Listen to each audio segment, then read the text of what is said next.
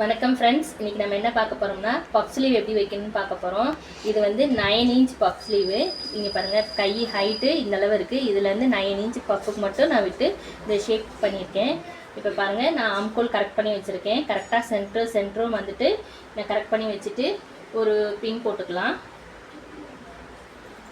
இந்த இடத்துல சென்டர் கரெக்டாக வரணும். இப்போ நம்ம என்ன செய்ய போகிறோம்னா ஸ்டார்டிங்லேருந்து அடிக்க போகிறோம். பாருங்கள், இதுதான் அளவுலேருந்து நான் உங்களுக்கு 1 இன்ச் இருந்தால் போதும். ஆம்கோல் அளவுலேருந்து 1 இன்ச் இருந்தால் போதும். மார்க்கிங் போட்டிருக்கேன்.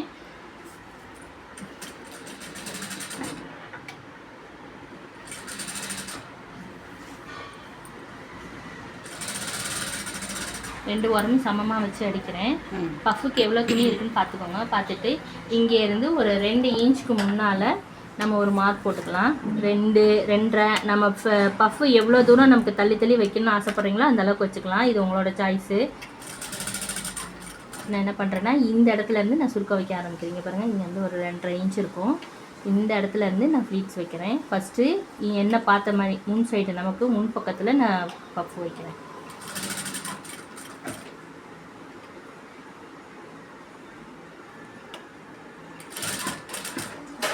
இந்த ஜாயிண்ட் கரெக்டாக வர்ற மாதிரி பார்த்துக்கோங்க.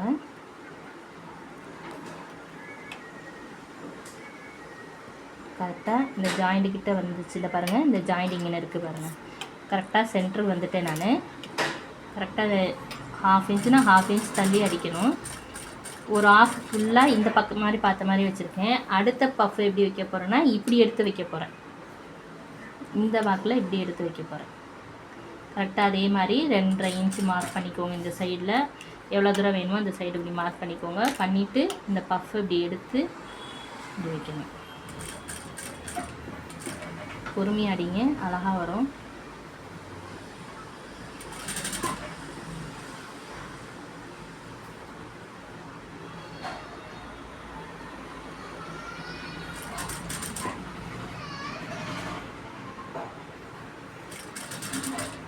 அந்த அளவுக்கு வச்சுட்டு இப்போ நான் வச்சு பார்த்துக்கிறேன். இன்னொரு பஃப் வைக்கலாம்.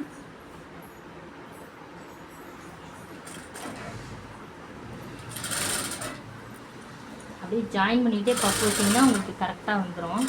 மார்க்கிங் மட்டும் ஃபஸ்ட்டு கரெக்டாக போட்டுக்கோங்க. அவ்வளோதான். இப்போ நான் வச்சாச்சு. இப்போ இந்த பஃப் பாருங்கள், இந்த லேயராக வரும் நமக்கு. இது பார்த்தீங்கன்னா கை போட்டிங்கன்னா இப்படி லேயராக மடிப்பாக இருக்கும். இந்த மாதிரி பஃப் வரும். இங்கிட்ட என்ன இருக்கோ அதே மாதிரி இந்த மடிப்பு இந்த சைடில் வரும். வளைவாக இருக்கும். பார்த்தா அழகாக இருக்கும். இது சிந்தட்டிக் மெட்டீரியலில் தைச்சிங்கன்னா அப்படியே நம்ம கையில் அப்படியே வளைவாக அப்படியே கீழே ட்ராப்பாக அப்படியே தொங்குற மாதிரி இருக்கும். பார்க்கும்போது அழகாக இருக்கும். Thank you friends.